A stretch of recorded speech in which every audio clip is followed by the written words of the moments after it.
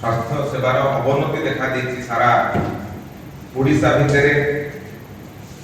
गत किछि दिन भितरे भुवनेश्वर हॉस्पिटल ले प्रसव कथा हो, भद्रक हॉस्पिटल ले गतकाली जड़े महिला पाखरे प्रसव कथा हो, प्रत्येक दिन स्वास्थ्य सेवार जो विकल चित्र आसुचे राज्य रे थिबा सरकार कोन पाई से स्वास्थ्य को धरिकरी गत 5 दिन धरी जो भाबरे व्यापक गस्त कले तार जदि भीतर कथाटी को आपण मान आगे रखिबे, आपण मान निश्चित भाबरे जानि परिबे जे ओडिशा किभଳି भाबरे स्वास्थ्य क्षेत्र रे गत वर्ष तुलना रे पछैछि।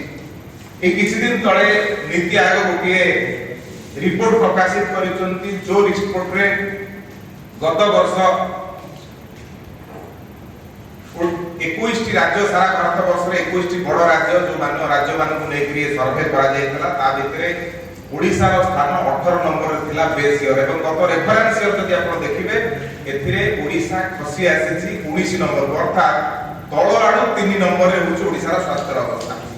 एवं जदि ओडिशा रो स्वास्थ्य रो क्षेत्र को आपण देखिबे ओडिशा गत वर्ष तुलना रे ए रेफरेंस इयर रे 3.46% ये पछैछि, आगु को जाई पछैछि। 20 वर्षर शासन परे ओडिशा रे मुख्यमंत्री को हाथ रे स्वास्थ्य विभागटी मूलरू आदि पर्यंत रहिछि एवं 15-16 तुलना रे 17-18 रे स्वास्थ्य अवस्था 3.46 पछैछि। एवं पछैबार जो प्रमुख कारण को नीति आयोग दर्शाइछन्ती, प्रमुख 8टी कारण को नीति आयोग दर्शाइछन्ती ताकर इंडेक्स रे। प्रथम होछि फुल इम्युनाइजेशन कवर, सेथिरे पूर्व वर्ष रे 85.3% थिबा बेले रेफरेंस ईयर रे 59.8 को खसी आसी। ये इम्युनाइजेशन कथा।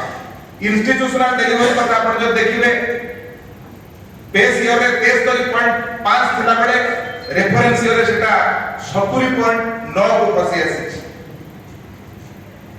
ट्यूबरकुलोसिस 99% चिन्हट होतला बेले ताहा 159 चिन्हट, अर्थात ट्यूबरकुलोसिस अधिका चिन्हट होछ। ट्यूबरकुलोसिस रो ट्रीटमेंट तार रेफरेंस देखिबे 88.9% थिला बेले ताहा वर्तमान ट्रीटमेंट हार कमिकरी 72.5% हेछि।